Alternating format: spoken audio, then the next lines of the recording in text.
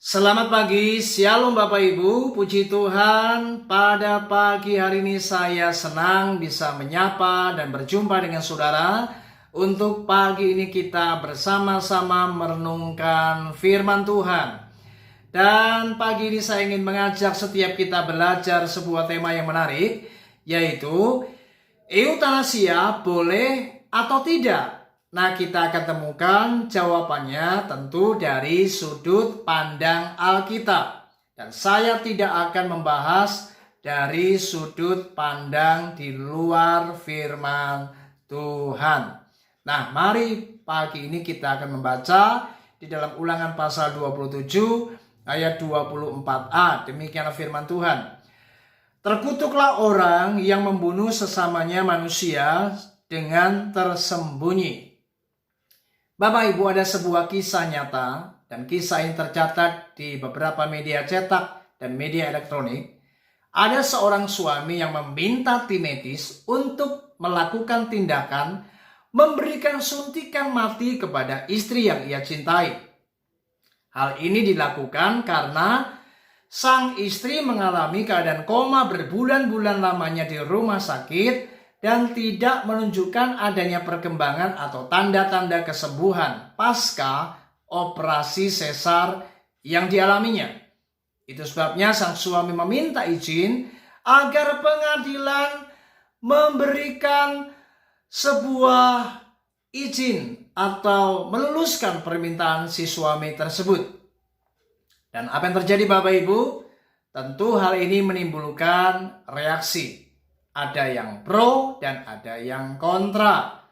Beberapa lembaga yang menjunjung tinggi hak-hak perempuan, mereka sangat menentang keras permintaan sang suami ini. Mereka berjuang agar wanita ini dapat terus hidup. Dan apa yang terjadi? Tiba-tiba Bapak Ibu terjadi sebuah keajaiban. Wanita yang koma ini kemudian sadar dan ia terbangun dan singkat cerita ia mengalami kesembuhan total. Dan di dalam kesaksiannya ia memberikan sebuah pernyataan yang sangat mengejutkan. Wanita ini berkata seperti ini. Aku sangat benci dengan suamiku. Dia pikir ketika aku koma, dia pikir aku tidak dapat mendengar semua yang diucapkannya. Wow, jadi ternyata Bapak Ibu, si istri ini ketika dalam keadaan koma, dia dapat mendengar semua apa yang diucapkan suaminya terhadap dirinya. Jadi Bapak Ibu, dari kisah ini kita bisa pelajari bagaimana ternyata apa yang dilakukan oleh sang suami tersebut kepada istrinya. Inilah yang saya katakan apa yang namanya eutanasia. Eutanasia berasal dari bahasa Yunani yaitu euthanatos yang artinya kematian muda. Dan dari kata ini maka eutanasia adalah sebuah tindakan yang dilakukan dengan sengaja untuk mempercepat atau menyebabkan kematian seseorang dengan sebuah alasan demi kepentingan si pasien.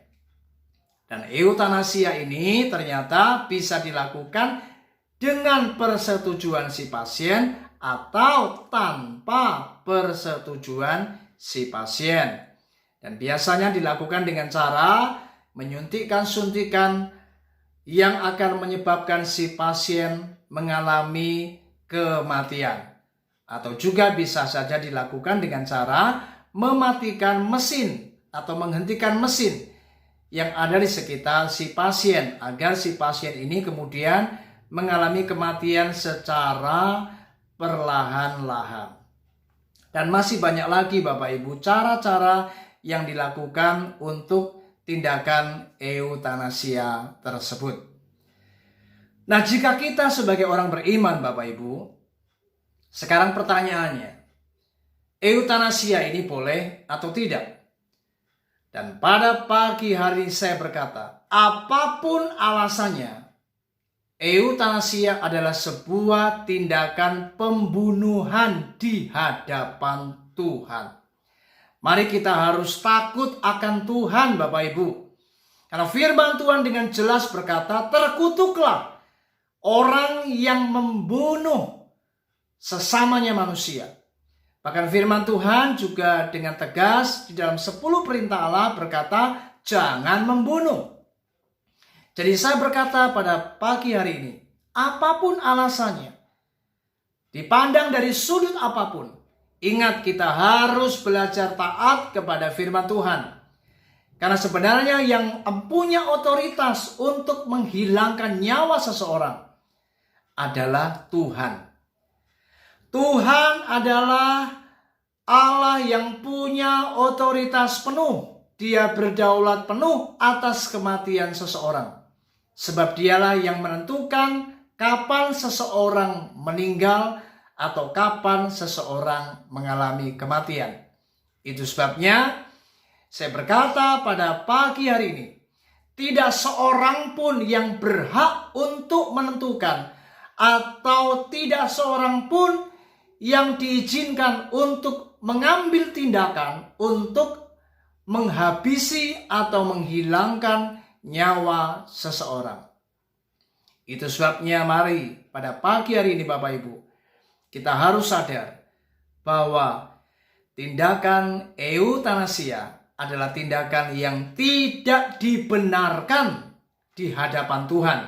Dan secara alkitabiah, maka hal ini adalah tindakan yang sebenarnya tidak diperbolehkan.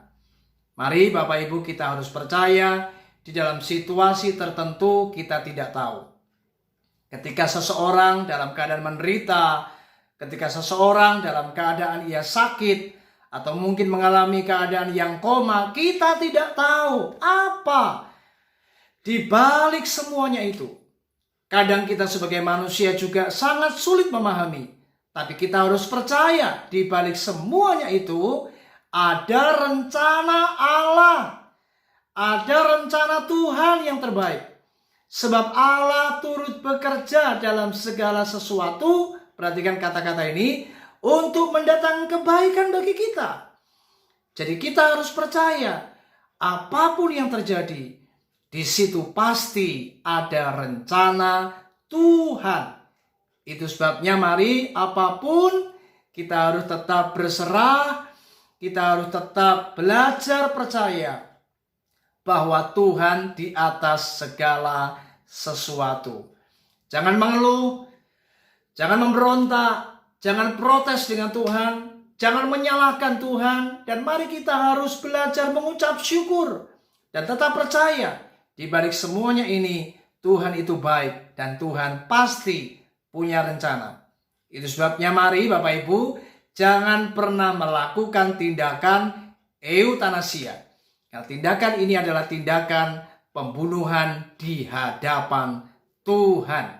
Kiranya renungan ini akan memberikan kita sebuah wacana yang akan membawa kita mengerti dan memahami kehendak Allah. Bahwa kita sebagai orang beriman, kita harus tetap percaya bahwa di dalam segala sesuatu Tuhan itu tetap baik dan Tuhan itu luar biasa dalam agendanya, dalam rencananya. Dan saya berdoa bahwa di dalam keadaan-keadaan yang sulit kita tidak akan pernah mengerti. Siapa tahu terjadi sebuah mujizat dan keajaiban. Amin Bapak Ibu. Mari Bapak Ibu kiranya renungan ini menguatkan kita. Dan kita hari ini boleh sadar bahwa kita tidak boleh melakukan apa yang namanya eutanasia. Tuhan Yesus memberkati kita. Shalom.